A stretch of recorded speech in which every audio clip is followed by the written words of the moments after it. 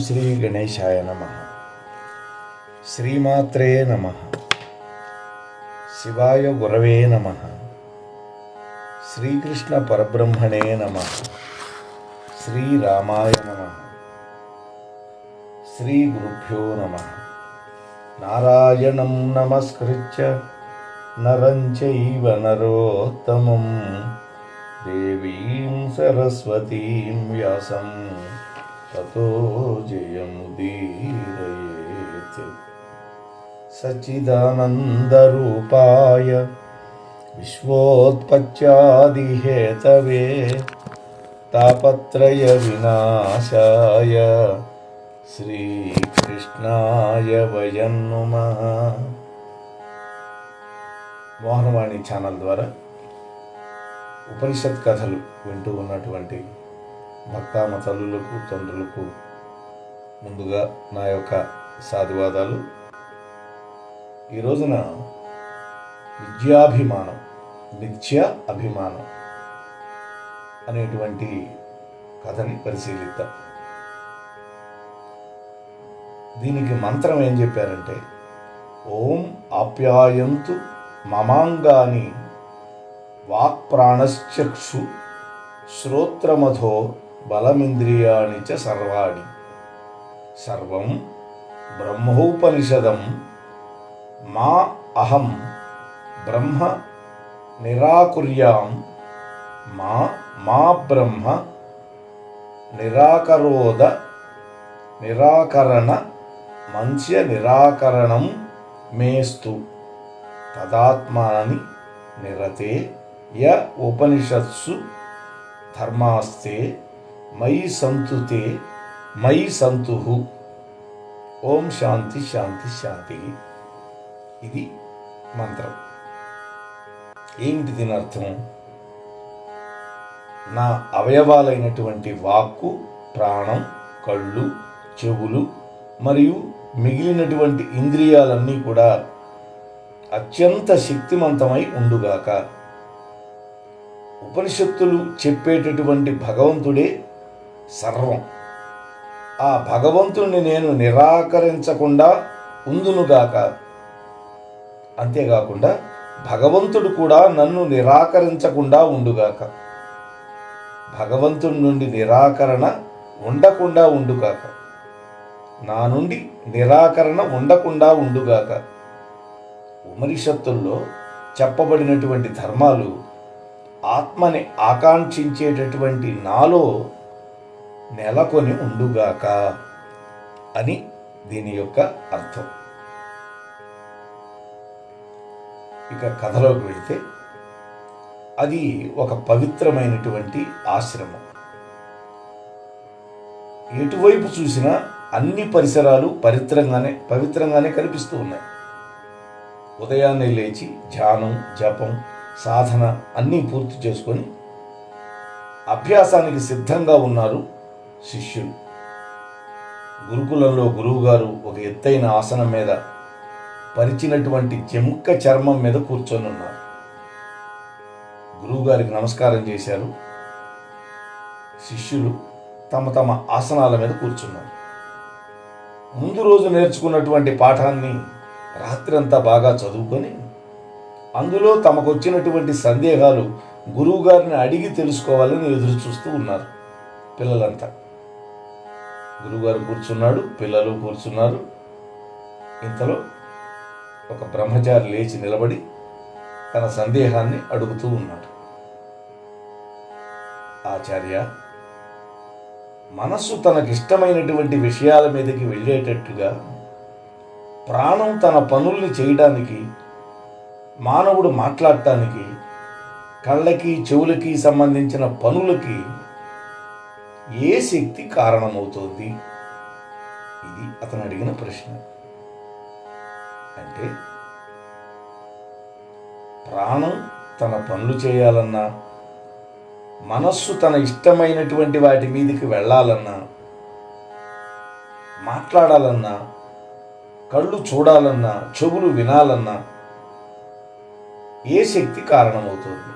ఇది ప్రశ్న.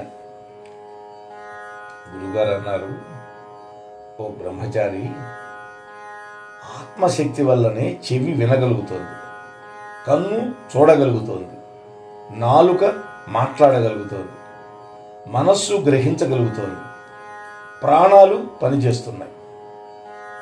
బుద్ధిమంతుడైనటువంటి వాడు ఇంద్రియాలని వాటి యొక్క పనుల్ని పక్కకు పెట్టి ఆత్మను మాత్రమే దర్శిస్తాడు. ఇంద్రియబద్ధమైనటువంటి జీవితాన్ని విడిచిపెట్టి అమరత్వాన్ని పొందగలుగుతాడు. నాయన, పరబ్రహ్మని కంటితో చూడలేం, మన దృష్టి అక్కడ దాకా వెళ్ళలేదు, మన మాటలు కానీ మన మనస్సు కానీ అక్కడికి చేరలేవు. కాబట్టి మాకు కూడా దాని గురించి తెలియదు. దాన్ని ఏ విధంగా నేర్పించవచ్చో ఆ పద్ధతి కూడా మాకు తెలియదు. అయితే ఆత్మానుభూతిని పొందాలి అంటే గురు పరంపర ద్వారానే తెలుసుకోవాలి, వేరే మార్గం లేదు అని చెబుతూ తమ గురువుల నుంచి తెలుసుకున్న విద్యని శిష్యులకు అందిస్తూ ఉన్నాడు ఆ గురువు గారు.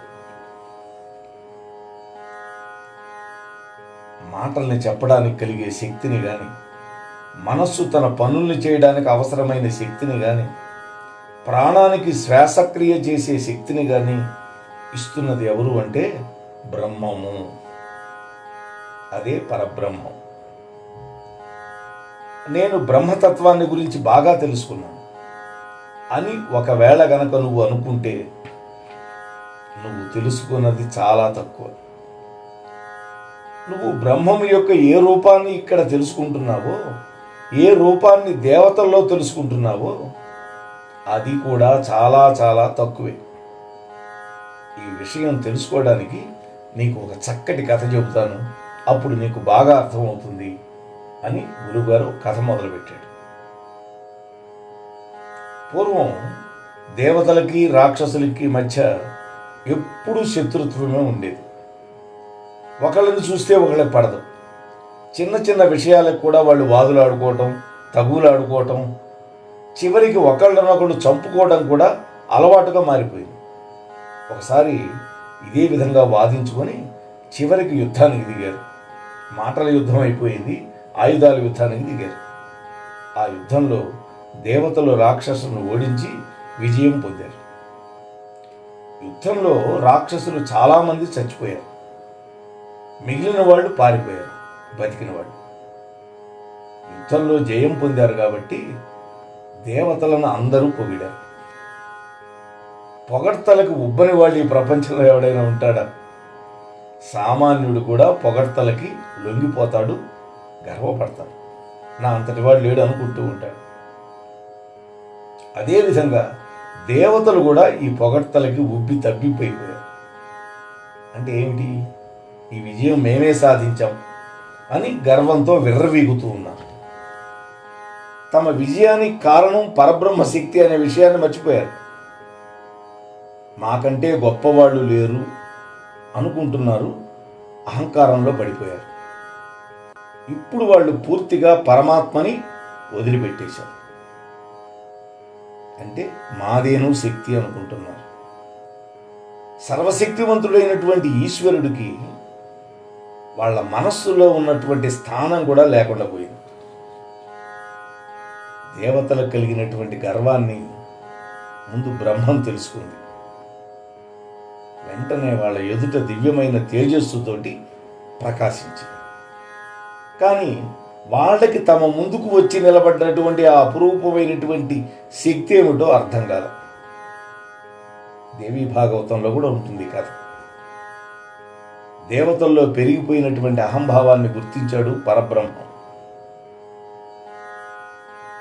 అంటే వాళ్ళని అహంకారంలో కూరుకుపోకుండా రక్షించాలి అనుకున్నాడు. అవ్యాజ కరుణామూర్తి కదా. తన బిడ్డలు తప్పు చేస్తే సరిదిద్దే బాధ్యత ఎవరిది? తండ్రిదే కదా. అంటే కొడుకు క్షేమంగా ఉండాలని తండ్రి ఏ విధంగా కోరుకుంటాడో భగవంతుడు కూడా తన భక్తుల యొక్క క్షేమాన్ని కోరుకుంటూ ఉంటాడు నిరంతరం. తన కళ్ళ ముందే తన కొడుకు చెడిపోతుంటే ఏ తండ్రి అయినా చూస్తూ ఊరుకుంటాడా? అదేవిధంగా తన బిడ్డలైనటువంటి దేవతలు అహంకారంలో పడిపోయి నాశనమైపోకుండా రక్షించాలి అనుకున్నాడు పరబ్రహ్మం. వాళ్ళని ఉద్ధరించడం కోసం ఒక గుణపాఠం నేర్పాలి అనుకున్నాడు. ఒకరోజు దేవేంద్రుడు నగరమైనటువంటి అమరావతి పట్టణంలో ఉన్నటువంటి ఉద్యానవనంలో ఇంద్రుడు ఒక సభను ఏర్పాటు చేశాడు. 3 లోకాలకి ప్రభువు కదా. ఆ సభకి దేవతలందరూ వచ్చారు.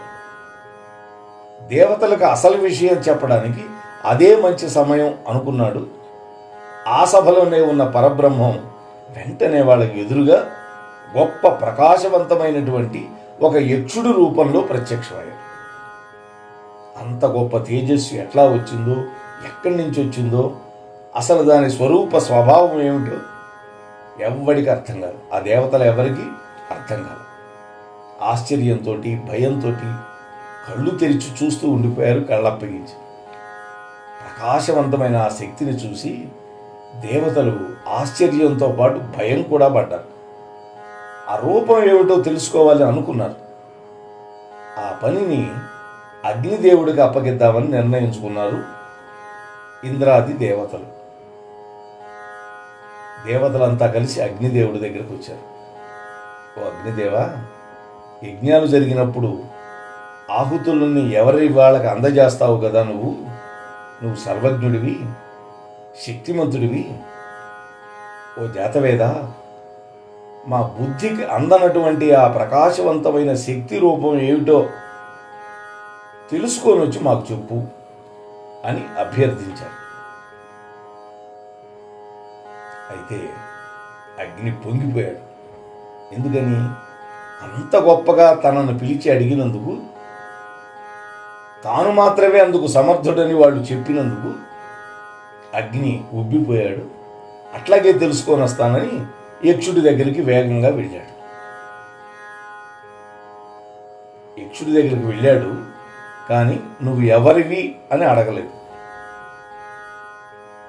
ఆ ప్రశ్న ఆ దివ్య శక్తి అగ్నిదేవుడిని అడిగింది. నువ్వు ఎవరివయ్యా అన్నది. అహంకారంతో అగ్ని అన్నాడు, నేను అగ్నిభట్టారకుణ్ణి, సర్వము తెలిసినటువంటి వాణ్ణి, నన్ను జాతవేదుడు అని లోకంలో పిలుస్తారు అని గర్వంగా చెప్పాడు. అయితే అగ్నిదేవ, నీలో ఏం శక్తి ఉందో చెప్పు అన్నాడు ఆ యక్షుడు. భూమి మీద ఏదైతే ఉందో దాన్నంతటినీ నేను దహించి పారేస్తాను. అప్పుడు ఆ యక్షుడు అన్నాడు, అంత పనొద్దు కానీ ఇదిగో నీ ముందు ఒక గడ్డి పోచ పెడుతున్నాను, నీకు చేతనైతే దీన్ని తగలబెట్టు అన్నాడు. అగ్ని తన యావశక్తితో ప్రయత్నించాడు. ఆ గడ్డి పోతన కాల్చలేకపోయాడు. అగ్నిదేవుడు అవమాన భారంతో తిరిగి దేవతల దగ్గరకు వచ్చి, ఓ దేవతలారా, నేను ఎంత ప్రయత్నించినా ఆ దివ్యశక్తి యొక్క శక్తిని మాత్రం తెలుసుకోలేకపోతున్నాను. దాన్ని తెలుసుకోగలిగినంత సామర్థ్యం నాలో లేదు అని నాకు అర్థమైంది అన్నాడు. తలకాయ ఉంచాడు. వెంటనే దేవతలు వాయుదేవుడి దగ్గరికి వెళ్ళారు. వాయుదేవా, నువ్వు గొప్ప శక్తిమంతుడివి, అందువల్ల నువ్వు వెళ్ళి ఆ దివ్యశక్తికి కారణమైనటువంటి దాన్ని తెలుసుకొని వచ్చి మాకు చెప్పు అన్నారు. వాయుదేవుడు మహావేగంగా వెళ్ళాడు. ఆ శక్తి ఎవరవయ్యా నువ్వు అని అడిగింది వాయుదేవుడిని. వాయువు మహాగర్వంతో, నేను వాయుదేవుణ్ణి, ప్రపంచంలో ఉన్న ప్రతి ప్రాణి యొక్క జీవితం నా చేతుల్లోనే ఉంది, నన్ను మాతరిష్యుడు అని కూడా పిలుస్తారు, నీకు తెలియదా ఏంటి నా గురించి, నా గొప్పతనం నీకు తెలియదా? నేను గనక లేకపోతే ఒక్క క్షణం కూడా బతకలేదు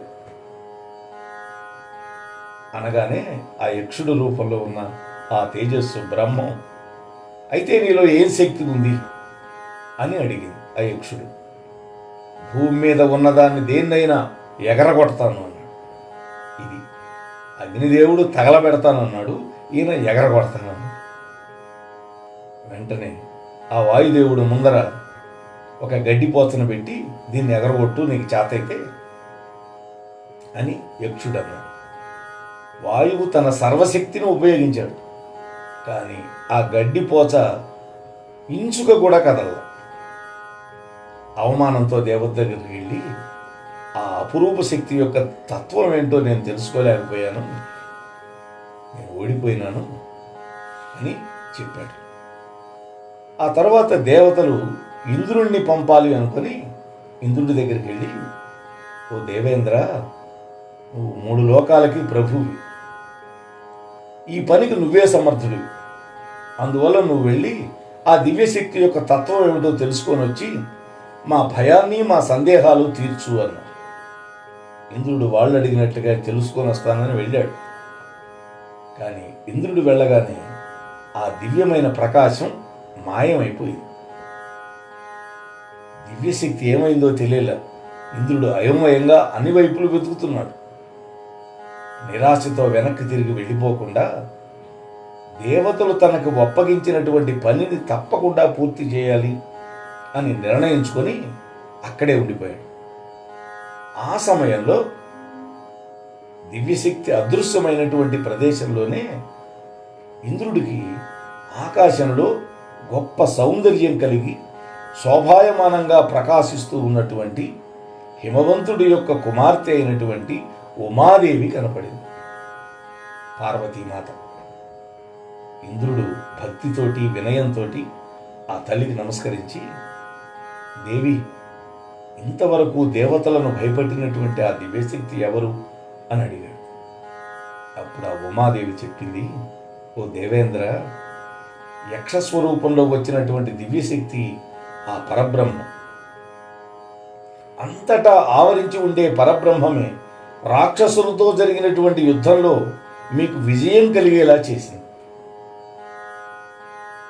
ఆ బ్రహ్మం యొక్క సహాయం వల్ల పొందినటువంటి విజయం వల్ల మీకు కీర్తి ప్రతిష్ట 2 వచ్చాయి. అయితే అహంకారం వల్ల నిజాన్ని మీరు తెలుసుకోలేక మీ బల పరాక్రమాల వల్లే మీరు రాక్షసుల్ని జయించగలిగామని గర్విస్తూ ఉన్నారు. మీలో లేనటువంటి బల పరాక్రమాలని మీలో ఉన్నాయి అని మీరు అనుకుంటున్నారు.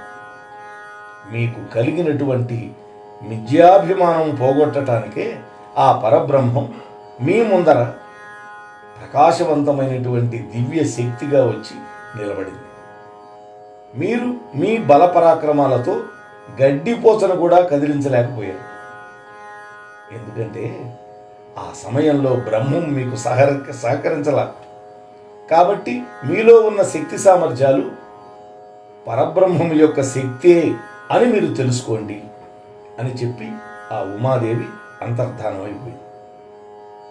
ఇంతవరకు పార్వతీమాత చెప్పిన మాటలు విన్నటువంటి దేవేంద్రుడు తమ ఎదురుగా వచ్చి నిలిచినటువంటి ఆ ప్రకాశవంతమైన దివ్య శక్తి పరబ్రహ్మం యొక్క స్వరూపమని తెలుసుకొని అగ్నికి వాయువు కూడా చెప్పేశాడు.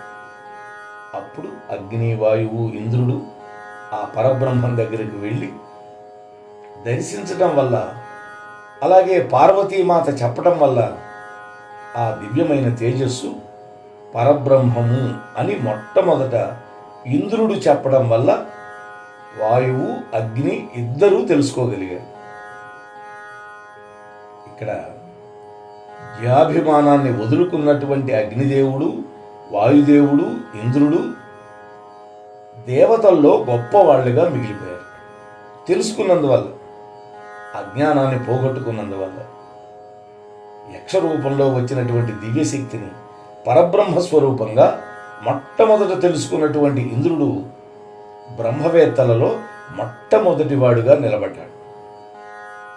బ్రహ్మం గురించినటువంటి వర్ణన ఇది. మిరిముట్టు గొలిపే మెరుపుని ప్రకాశింపజేస్తుంది ఆ పరబ్రహ్మమే. మనిషి రెప్పలు ఆర్పేటట్లుగా చేస్తుంది కూడా ఆ బ్రహ్మమే. ప్రకృతి శక్తులుగా ఆ బ్రహ్మం అభివ్యక్తీకరణకు సంబంధించిందిగా ఉంటుంది. ఇప్పుడు అంతర్గత సాధన మొదలవుతుంది. మనస్సు దేనివల్ల ప్రపంచ విషయాల మీదకి పరిగెత్తుతూ ఉంటుందో, దేనివల్ల జరిగిపోయినటువంటి విషయాలని జ్ఞాపకం పెట్టుకుంటుంటుందో, దేనివల్ల అనుక్షణము కొత్త సంకల్పాలని తయారు చేసుకుంటూ ఉంటుందో అదే బ్రహ్మము. ఆ బ్రహ్మాన్నే జీవులు ఆత్మగా ఆరాధింపతగింది. కాబట్టి దానికి అనుగుణంగా ధ్యానించాలి. ఈ విధంగా తెలుసుకున్నటువంటి వాళ్ళని సకల జీవులు, సకల ప్రాణులు ప్రేమిస్తాయి. ఇప్పటి వరకు గురువుగారు చెప్పిందంతా విన్న తర్వాత మరొక శిష్యుడు లేచాడు. ఆచార్య, నాకు ఉపనిషత్తును ఉపదేశించండి అన్నాడు. అప్పుడు గురువుగారు చెప్పాడు, నాయనలారా, ఉపనిషత్తు 2 విధాలుగా ఉంటుంది.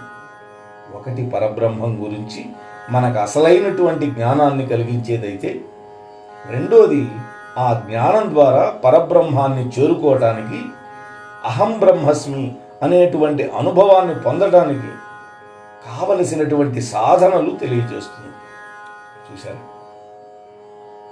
నేనే బ్రహ్మమును అని తెలుసుకోవటమే రెండో ఇది. ఇప్పటి వరకు పరబ్రహ్మానికి సంబంధించినటువంటి జ్ఞానాన్ని బోధించడం పూర్తయిందయ్యా మీకు అన్నాడు. అప్పుడు గురువుగారు మళ్ళీ శిష్యుడితో అంటున్నారు, నాయనలారా, మీకు మీ అందరికీ ఆ బ్రహ్మం గురించినటువంటి ఉపనిషత్తు బోధించాను అన్నారు. కానీ శ్రద్ధగా వింటున్నటువంటి శిష్యుడు అలా ఎందుకు అడిగాడో అర్థం చేసుకొని ఆ శిష్యుడిలో ఉన్నటువంటి ఉత్సాహానికి, శ్రద్ధకి ఆనందపడి ప్రాపంచిక వ్యామోహాన్ని, జ్ఞానానికి అవరోధాలుగా నిలిచేటటువంటి విషయాలని తప్పించుకునేటటువంటి ఉపాయం కూడా చెప్తున్నారు గురువుగారు. ఏం చెప్తున్నారు? నాయన, శిష్యులారా, ఇప్పటి వరకు బ్రహ్మజ్ఞానం తెలుసుకున్నారు. ఇప్పుడు బ్రహ్మంలో ఐక్యం చెందాలంటే చెయ్యవలసినటువంటి తపస్సు, ఇంద్రియ నిగ్రహము, నిష్కామ కర్మ, శారీరకమైన తపస్సు, వీటి వల్ల శరీరానికి అవసరాలు తగ్గిపోతాయి. చూసారా? అంటే మలమూత్ర విసర్జన తగ్గుతుంది, ఆకలి దప్పికలు తగ్గిపోతుంది, శ్వాస తీసేటటువంటి ఆ సంఖ్య కూడా తగ్గిపోతుంది.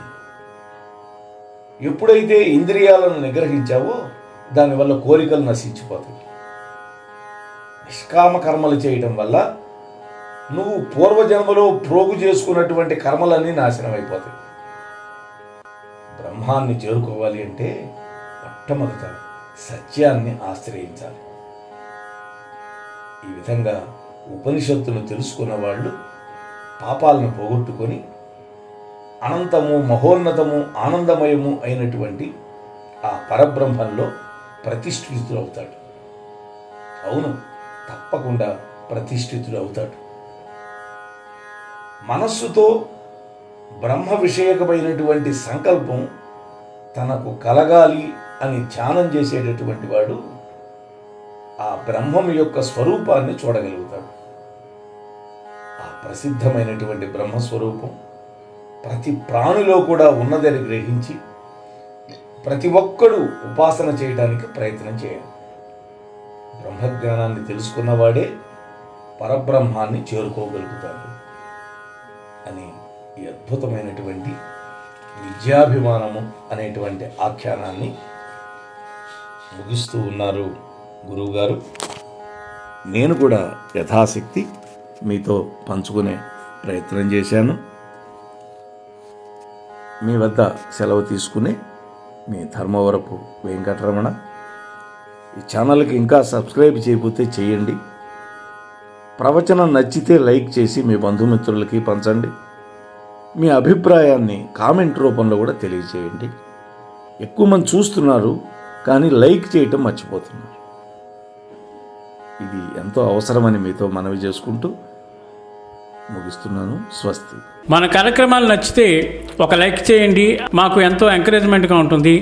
అలాగే కామెంట్ చేయండి. కామెంట్ చేస్తే మేము మంచి క్వాలిటీ కంటెంట్ అందించడానికి దోహదపడుతుంది. ఆడియోస్ని షేర్ చేయండి. ఆడియోని షేర్ చేస్తే మన ఛానల్ అభివృద్ధి చెందడానికి ఉపయోగపడుతుంది. ఇంతవరకు మన కార్యక్రమాన్ని చూస్తూ ఎంజాయ్ చేస్తున్నట్లయితే, ఒకవేళ సబ్స్క్రిప్షన్ కనుక చేయలేకపోతే ఇప్పుడే ఈ క్షణమే సబ్స్క్రైబ్ చేసుకుని ఆ పక్క నుండి బెల్ బటన్ మోగించండి. వినండి, వినిపించండి, వింటూనే ఉండండి. మోహనవాణి తెలుగు పోడ్కాస్ట్.